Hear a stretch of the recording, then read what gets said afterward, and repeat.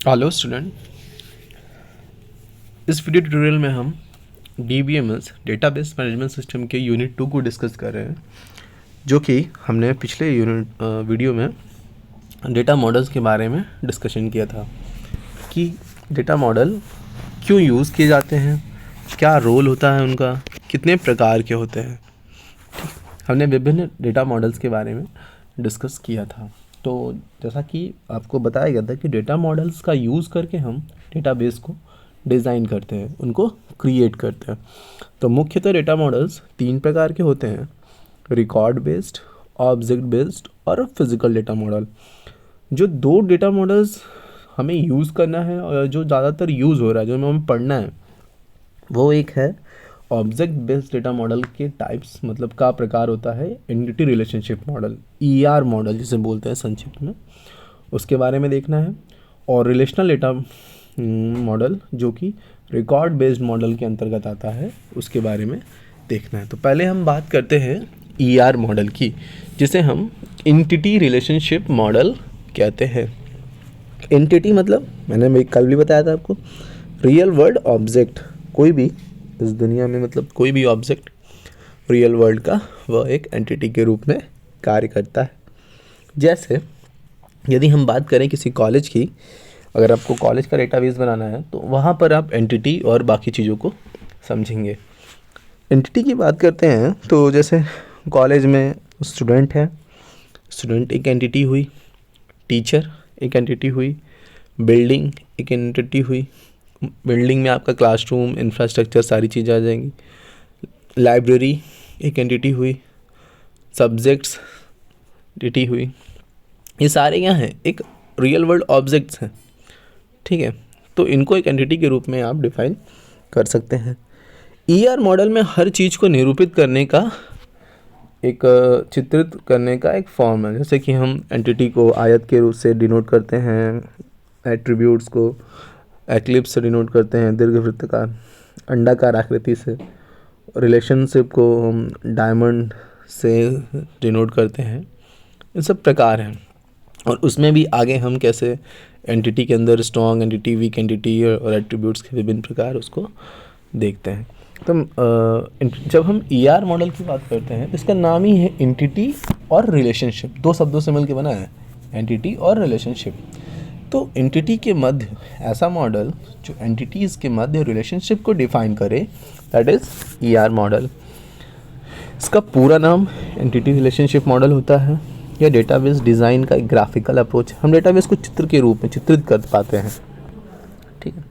यह एंटिटी या रिलेशनशिप का यूज़ रियल वर्ल्ड ऑब्जेक्ट को डिनोट करने के लिए या उन्हें प्रदर्शित करने के लिए करता है। यह एक हाई लेवल डेटा मॉडल है। यह मॉडल किसी विशिष्ट सिस्टम के डेटा एलिमेंट्स और रिलेशनशिप को डिफाइन करने के लिए यूज़ किया जाता है। एंटिटी रिलेशनशिप मॉडलिंग में डेटाबेस स्ट्रक्चर को एंटिटी रिलेशनशिप डायग्राम के द्वारा दर्शाते हैं। ये सारी चीज़ें मैंने आपको बताई थी। इसमें एक चीज़ है आपका कि जैसे मान लीजिए कॉलेज का डेटाबेस बनाना है आपको, तो उसमें स्टूडेंट नाम की होगा ही, बिना स्टूडेंट के कॉलेज चलेगा नहीं। कॉलेज बनता ही बच्चों के लिए, अगर बच्चे ना हो तो कॉलेज का क्या काम, ठीक है। तो स्टूडेंट नाम का एक एंटिटी होगा, और जैसे स्टूडेंट है तो उसकी कुछ प्रॉपर्टीज़ होती हैं, कुछ गुणधर्म होते हैं, जैसे उसका नाम, उसका रोल नंबर, उसका मोबाइल नंबर, उसका एड्रेस, उसकी एज, उसकी जेंडर, उसका रिलीजन, उसका कास्ट, ये सब क्या है? उसके गुणधर्म हैं। तो ये सभी क्या हो जाएंगे? अगर हम एंटिटी रिलेशनशिप मॉडल के रूप में डिस्कस कर रहे हैं तो एट्रीब्यूट्स हो जाएंगे। क्या हो जाएंगे? एट्रीब्यूट्स हो जाएंगे, ठीक। तो इस प्रकार से हम उन्हें निरूपित करते हैं। अब हम बात करते हैं कंपोनेंट्स ऑफ ER मॉडल, ठीक है। यानी एंटिटी रिलेशनशिप मॉडल के कंपोनेंट्स क्या क्या होते हैं, मतलब किन से बनता है। मुख्यतः 3 चीज़ें हैं, पहला एंटिटी, दूसरा एट्रीब्यूट और तीसरा रिलेशनशिप। तो हम पहले बात करते हैं एंटिटी की। एंटिटी 2 प्रकार की होती हैं, वीक एंटिटी और स्ट्रॉन्ग एंटिटी। ये वीक और स्ट्रॉन्ग का मतलब क्या? वीक मतलब क्या होता है? कमज़ोर। स्ट्रॉन्ग मतलब क्या होता है? मजबूत।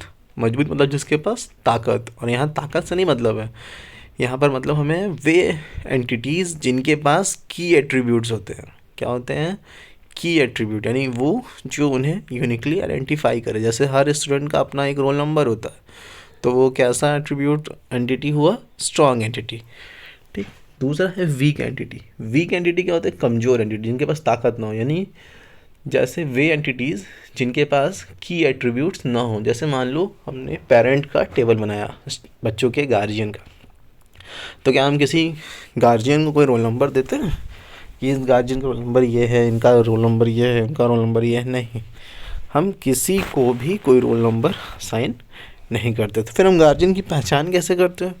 उनके बच्चों के द्वारा। तो यानी जो उनके बच्चों का रोल नंबर होता है उसके थ्रू हम रेफरेंस करते हैं उनके गार्जियन को। तो अगर पेरेंट नाम का टेबल बनाते हैं कोई, तो उसमें वो कैसे होंगे? वीक एंटिटी होगी। अगली कंपोनेंट्स के बारे में डिस्कस करते हैं हम, जो हमारा एट्रीब्यूट्स होता है। मैंने बताया आपको कि एट्रीब्यूट्स यानी किसी का भी गुण, किसी एंटिटी के गुण। जैसे स्टूडेंट है, उसका नाम, मोबाइल नंबर। टीचर है, उसका नाम, मोबाइल नंबर। कोई वस्तु है, उसका प्राइस, उसके टाइप, उसका आर्टिकल नंबर, ये सब।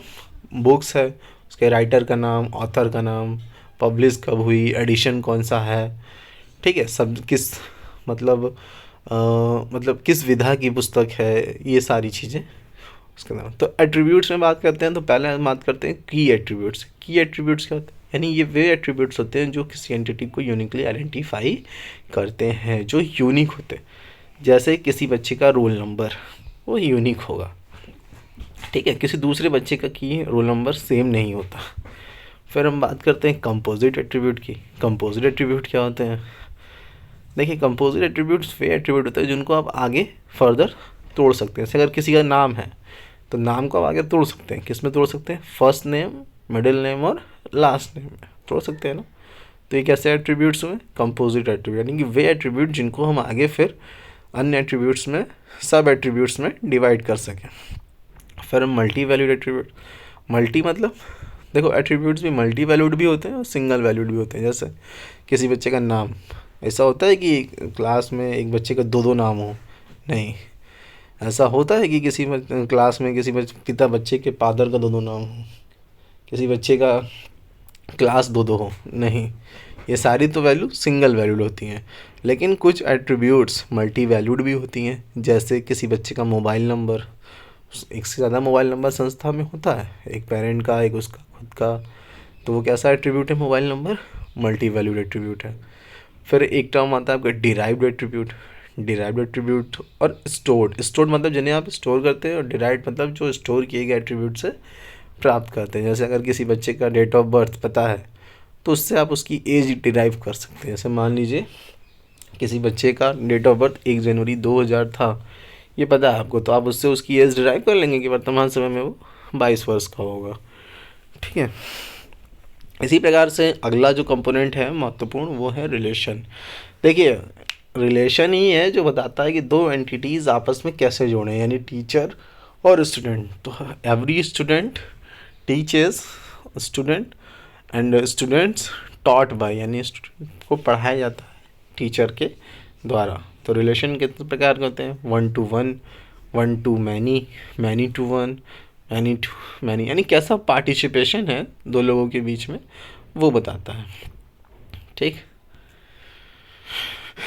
एक हम कस्टमर और उसके अकाउंट के बीच के रिलेशन को दर्शा रहे हैं। जैसे मैंने बताया कि हर एंटिटी के अपनी कुछ एट्रीब्यूट्स होते हैं, तो यहाँ पे कस्टमर का नाम और उसका सिटी, ये दो एट्रीब्यूट्स हैं। अकाउंट का नंबर और उसका बैलेंस, ये दो एट्रीब्यूट्स हो गए। और उसके बीच में एक रिलेशनशिप को दर्शाने के लिए हम डायमंड का यूज़ करते हैं, इसे हम डायमंड बोलते हैं, ठीक।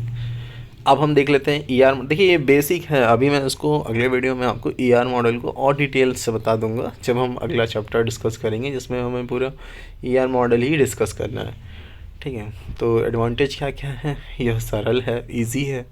इस मॉडल को डायग्राम के रूप में प्रस्तुत किया जा सकता है। पहले ही बताया जा चुका है कि यह ग्राफिकल रिप्रेजेंटेशन किए जाने के लिए यूज़ किया जाता है।